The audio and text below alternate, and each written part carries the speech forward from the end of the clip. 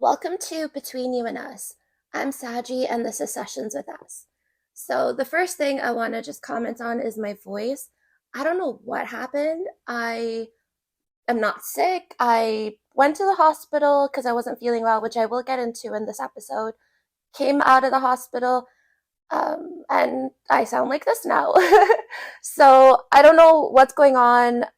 Hopefully it goes away and my normal voice comes back, or maybe suddenly this is my new voice. But just bear with me this episode. I have already been putting off sessions with us for a couple weeks, so I really just wanted to get an episode out. So yeah, bear with me. And hopefully it sounds okay. If anything, maybe it's giving little sexy smoker vibes, um, or like Phoebe from Friends. But yeah, so, where have I been? Why haven't there been sessions with us the past couple of weeks? Honestly, I have no real excuse besides I just wasn't in a good mental state to be sitting down and recording. And I know I normally get super vulnerable on the episodes anyway, but I started to get hesitant about being so vulnerable on the internet, about who's gonna see me, about what I'm putting out there, and very in my head about it. And I think the anxiety started to take over, and like every time I sat down to record, I would just get so overwhelmed, like being alone and recording. And so that's why we did a couple of bonus episodes, if you did notice, just so you guys weren't totally missing episodes. But I am back and I am pushing through it. So if you are here and if you are listening, thank you so much. I really appreciate it. It's like the people who are listening, honestly, that I'm recording for. Like, I just want to find my people. I want to find the people that want to listen to me and listen to the things I have to say, and build a community here. And I'm so grateful for everyone who is here and who is listening. Now, I did touch on being in the hospital. So, what happened? Basically, I was fine. I went in because I was in a lot of pain. I have this thing called endometriosis. If you're not familiar with it, I honestly don't even know all of what it is, but basically, I have like scar tissue and like lesions and stuff in my uterine lining and like um in my ovaries, like literally everywhere. It could be even spread further than that. The thing with endo is you can't see how far it is until you cut yourself open. So until I'm dead and they do an autopsy, they're not going to see how much endo I have in my body, which is kind of annoying. There's no way to like see it or scan for it. If there was, that would be so convenient because then I'd know exactly what's causing my pain. But anyway, I went in because I do have endometriosis. I was a little worried. Last two times I had similar pain, I ended up having to have surgery. So, and the surgeries were basically the first time I had a cyst on my ovary, and that cyst wrapped around the ovary so much that it kind of was cutting off circulation, and I was almost going to lose that ovary. And so they had to go in and do surgery, like emergency surgery. And thankfully, they were able to save the ovary, and luckily, I'm good. But that was a scary moment because they kind of warned me, hey, when we go in, we're not going to know what we find. So we might have to take out that ovary. And obviously, that could cause reproductive issues in the future, fertility issues in the future, and stuff like that. Like, do you understand? And like, I was high on morphine. I was scared. I was like, I was alone. It was COVID. Nobody could be in the hospital with me. And I was like, yeah, I don't have a choice. So I agree. I consent or whatever. But it was so scary. And thankfully, everything worked out okay. And the second time around, I had pain. So I went in. And they told me there's just a really large cyst that was similar to what happened before. So they have to go in and surgically remove it before it does the same thing again. And now there is another cyst, and it has gotten bigger since the last ultrasound that I did. So, because of that, I may have to do another surgery. So, that's been weighing over my head. I don't like nobody, I was gonna say, I don't like surgery. Nobody likes surgery. Nobody likes being going under. The worst anxiety attacks I've ever had were right out of surgery, waking up off the anesthesia. I literally would wake up in a panic, and like I was freaking out, and the nurses were just like, chill, calm down, you're fine. And I'm like hyperventilating, and I'm having like a really, really bad anxiety attack. Like, I thought I was dying. So yeah, like the thought of surgery is like terrifying and like hanging over my head, and I don't want that. But Right now, I'm good. The pain has pretty much subsided. Well, I was gonna say it has subsided, but it's kind of back today. So, but it's not as bad. And yeah, and it's funny because like getting into pain management, like that's such a gray area for like not a gray area, but like scary area for people who have addictive personalities. And I don't know if I have an addictive personality. I always thought I didn't because I don't really um, find myself having a problem giving up anything. But recently, just like in the past couple of months, I would say like my personality's turned a little bit addictive. Like everything I wanted, I want more. I can't get enough. I can't go without it. And like that's a scary feeling for me because I come from a family of like alcohol dependency. And so it's scary when you feel that urgency. So pain management has always been like an issue for me. Like when they offer me painkillers at the hospital, I'm literally that person who's like, no, I'm good. Like I'll suck it up. Like thank you, but I'm okay. And they ended up giving me anti-inflammatory painkillers. So like it doesn't make you groggy, it doesn't put you out of it, whatever. But the reason that I started um like uh like smoking weed and like all that stuff is because of pain. Like I was having really bad endo pain and like I was trying CBD and it was working and then I would try this and it worked even more and that's the main reason that I got into it. And now that my pain is back and it's at the same time that I was thinking of cutting back, I'm like I have to face this right now. Like what is the real reason that I'm doing this? And can I build a healthy relationship? Because I always have an all or nothing approach. And recently, I've been thinking, like, I don't want to be all or nothing. I want to be a little gray area. I want to have a happy middle ground.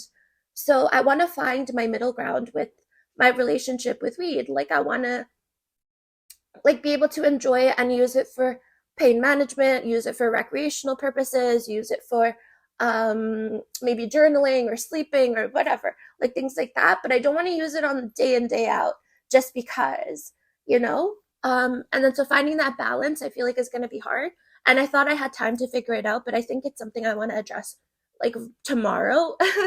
So I'm going to do that. I'm going to address it tomorrow. And that will be, I think the last time I came on here, I was talking about going day one of no contact. I have gone however long it's been no contact, and I am feeling really good. I have lost track of how long it's been, and I'm feeling really good. So I'm going to say this is day one of building my relationship with not just weed, but alcohol, with painkillers, with um, everything. Honestly, I just want to have a healthy relationship with anything that can cause dependency. And I'm going to do that from tomorrow and I'm ready. I think I'm in that state where like I know what I want. I want to feel good. Like I want to have the best possible relationship with my body, the best. Remember I mentioned it before, the 4 month transformation, the physical, mental, spiritual. I've been working on that. The honestly what's kind of annoying me is starting to work on the physical is when my pain flares up and I, I don't know if something that causes something because like obviously you're moving your body around. I'm moving it in ways I'm not normally moving it. And yeah, I think that's what's triggered maybe some of the pain. So that's kind of annoying. But I'm not going to let it stop me. I'm still going to take it easy, but I'm still going to try to work in some physical exercise because I don't know. I think it's really good for me mentally and like physically. I was feeling so confident and so good. And like I kind of slipped out of it now.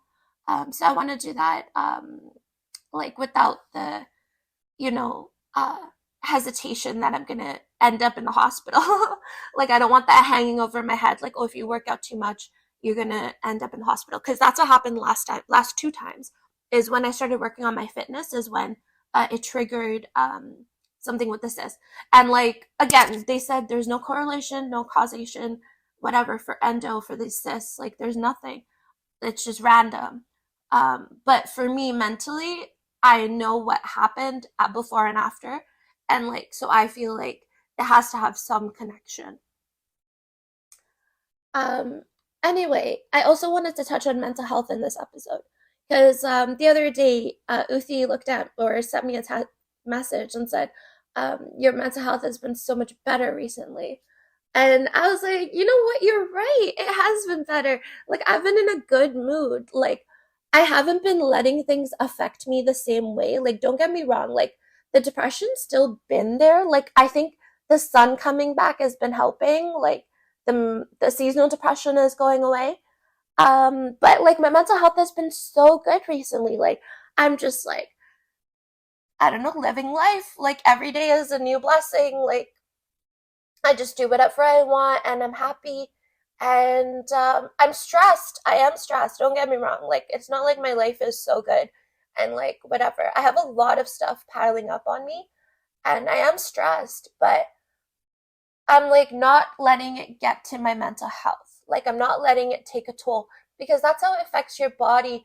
That's how it raises your cortisol levels and you start getting like heart problems and eye problems and liver problems and like so many things and like all of it, like not all of it, but a lot of it is caused by stress. And so I've been trying to take it chill. Like, even if there is stuff piling up on you, you don't have to let it affect you. Just let it roll off your back. It's there, but don't carry the weight of it. And I've been doing that a lot recently. Like, just any stress that I've been under, I've just been like, okay, can I carry it right now? No, okay. Can I address it right now? No, okay. Then it's got to sit on the back burner, and I can't let it affect me right now. And yeah, that's been working really well for me too. And I don't know. I have been in this like casual dating phase, right? I think I touched on it in the last session with us where I was like talking about dating with no expectations. And I think I'm even more clearly like, I don't want a relationship, I don't want a marriage right now. So I'm literally looking for something casual, something fun, just, taking it day by day kind of thing. So I've been having a hard time trying to explain that to people because I don't want it to make it sound like I don't care or I'm done or I'm so like, oh, like relationships are so garbage and blah blah blah.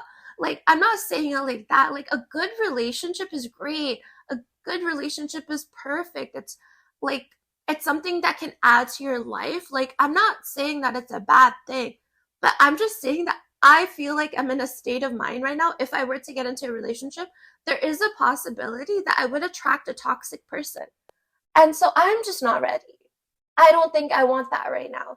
So like it doesn't yeah, like I'm against relationships and I always say like no one's selling marriage to me, but they don't have to. Like, they're living their life, they're living their marriage, their relationships, their hookups, their situationships, whatever it may be.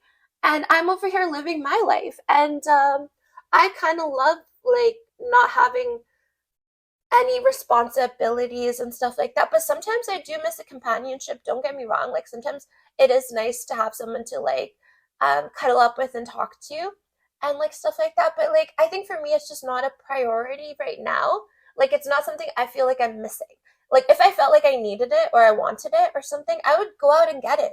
Like, that's not an issue.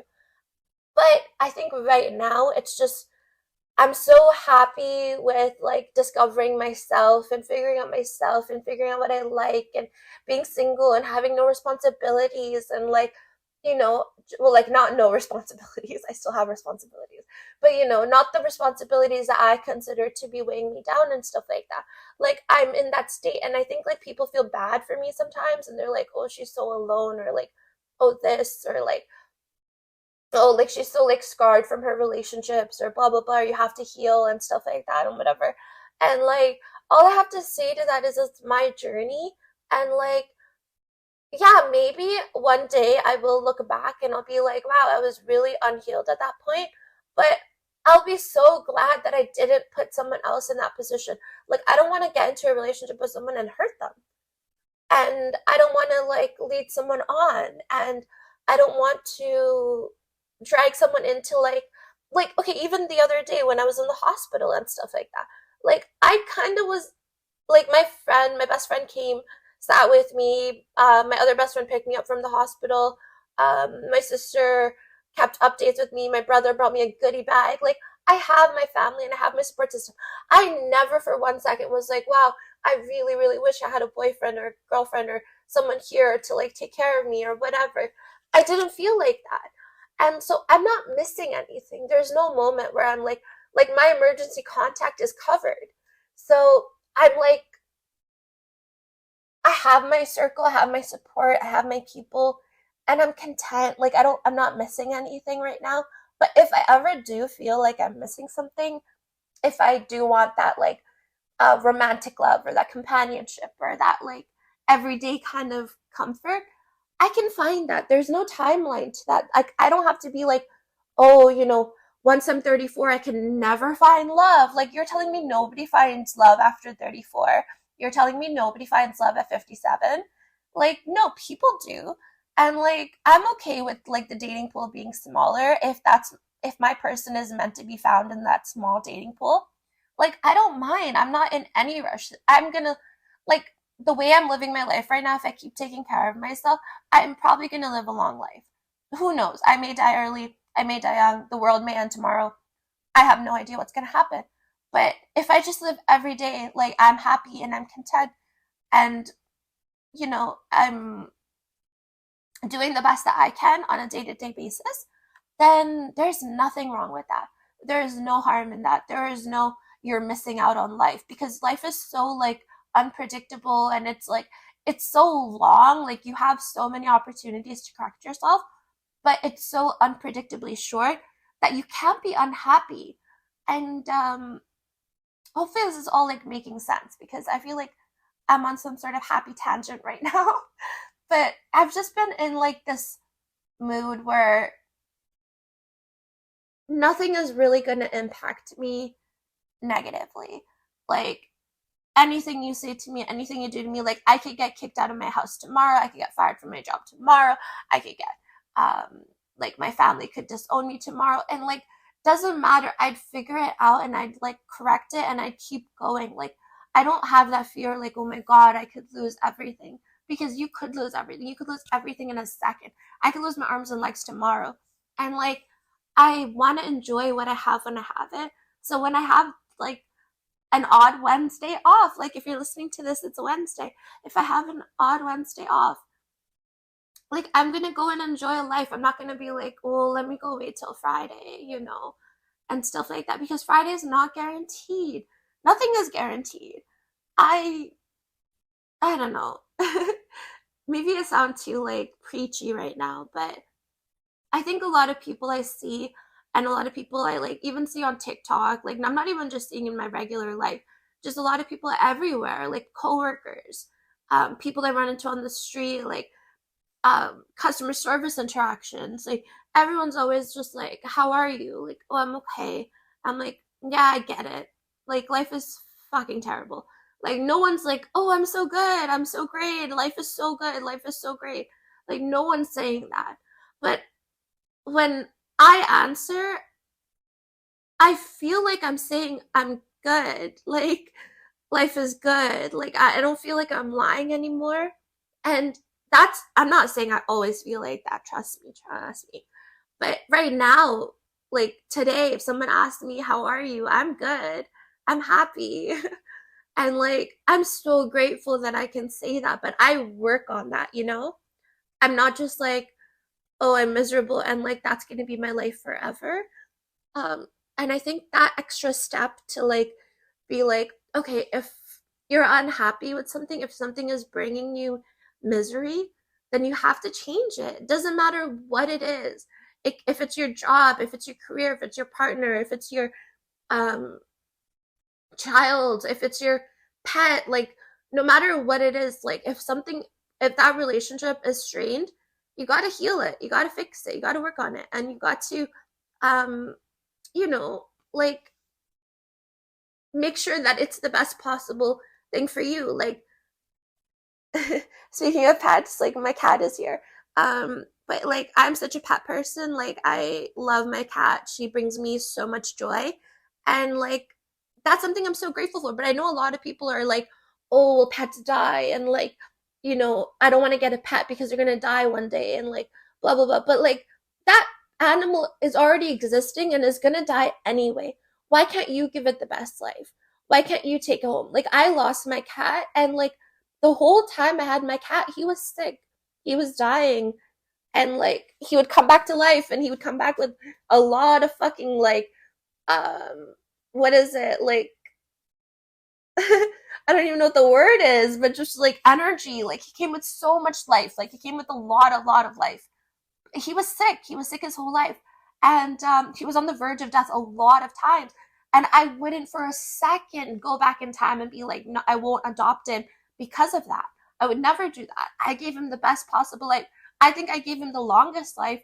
I don't think any other person would have stayed up and like syringed him water every 30 minutes and like, oh my God, I'm going to get emotional. But yeah, I would do that. I would literally syringe him water every 30 minutes. I'd spoon feed him. I'd carry him around. I'd carry him to the litter box and back. Like that was my baby. And I gave him the best possible life. And I would never for a second be like, oh, but he was going to die anyway. I wish I didn't get to love him. So like, you know, it's all about your mindset. Like whatever time you have to enjoy it. You can't be like, oh, well, something could happen. It could end. He could cheat. He could leave. He could die. Like, you know what? Anything could happen. What's the point of living in fear? Just live. Like, you can't predict the future anyway. And realistically, the thing that's going to happen is going to be the thing you didn't anticipate. If you're always going to anticipate something horrible, it's going to be the thing that you never even expected coming. So yeah, there's no point in doing that. Like, just live your life, live that like happy day to day, and make every day beautiful. And like, I don't know. I know this was like a ramble. I wanted to do a little catch up, but I also just love talking to you guys. And I really appreciate you listening. Again, like I'm so grateful that like I have these podcasts to listen back to, because I don't know if you can notice it, but I can notice it when I'm hearing it back in my voice, when the days when I sound sad and the days when I sound happy and the days when I sound good and like stuff like that. So it's so nice to hear when I sound good. Like the last episode on Sunday, I'm cutting Uti off every 5 seconds. I'm literally talking over her because I'm so happy, I'm so bubbly, I'm so excited. And like, obviously I'm going to try not to do that in future episodes. Like I am mindful of it now, but the fact that I was so like excited and happy and like joyful to talk, like I love that. And it made me so happy to edit. And yeah, I love following like the progression of my mental health journey through these podcasts. And I really appreciate you guys listening again, like I said. And remember, we have a new episode of Sessions with Us every Wednesday, a new episode of Between You and Us on Sundays. And remember, everything is between you and us.